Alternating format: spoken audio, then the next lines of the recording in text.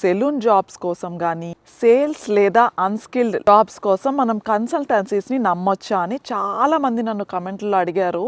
Unskilled లేబర్కి English లాంగ్వేజ్తో అయితే 0 chances అనే చెప్తాను. జాబ్ చేయాలన్నా సరే ఎక్స్పీరియన్స్ లేకపోతే మాత్రం ఖచ్చితంగా హౌస్ బిల్డింగ్ చేయాలి. ఇది 10th క్లాస్ తర్వాత అయితే మోస్ట్లీ మంచిగా వర్కౌట్ అవుతుంది. కానీ జర్మన్ ఫ్లూయెన్సీ మాత్రం ఖచ్చితంగా B1 B2 లెవెల్ ఉండాలి. ఇంకా స్టూడెంట్స్కి పార్ట్ టైమ్స్ జాబ్స్ దొరుకుతాయా, అసలు హౌసింగ్ ఎలా ఉంటుంది అని కూడా చాలామంది నన్ను అడిగారు. అసలు ఇక్కడ ఉన్న స్టూడెంట్స్కే పార్ట్ టైం జాబ్స్ మహా కష్టంగా దొరుకుతున్నాయి. ఏదో పార్ట్ టైం జాబ్ చేసేసుకొని గెటన్ అయిపోవచ్చులే అని వచ్చిన వాళ్ళే రెంట్లు కట్టుకోలేక చాలా ఇబ్బంది పడుతున్నారు. సో ఇంకా HR, సివిల్, లాజిస్టిక్స్ వీటి కోసం మాట్లాడేసుకుందామా? ఇక నందిని అండ్ కార్తిక్ అని సివిల్ ఇంజనీరింగ్ కోసం పరిస్థితి ఎలా ఉంది అని అడిగారు. సివిల్ ఇంజనీరింగ్ కోసం అయితే మనం మాట్లాడుకోవాల్సిన అవసరమే లేదు.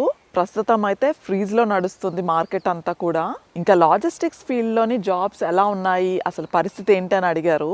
ఇంత నెగిటివ్ మార్కెట్లో కూడా ఆన్లైన్ షాపింగ్ల దయ వల్ల లాజిస్టిక్కి మాత్రం సూపర్ డిమాండ్ ఉందనే చెప్పుకోవాలి. కానీ మీకు ఎక్స్పీరియన్స్ ఉంటేనే అవకాశాలు అయితే బాగుంటాయి. నన్ను అడిగితే మీరు సాధ్యమైనంత వరకు ఇండియా నుంచే ట్రై చేస్తే మంచిది. సో ఫైనాన్షియల్గా మాకు ఏం ప్రాబ్లం లేదు అనుకుంటే మాత్రం ఖచ్చితంగా జర్మన్ బాగా నేర్చుకొని మీరైతే ఇక్కడికే వచ్చి ట్రై చేసుకోవచ్చు. మీరు నిజంగా జర్మనీ రావాలనుకుంటే లాంగ్వేజ్ మీద ఖచ్చితంగా ఫుల్గా ఫోకస్ పెట్టండి.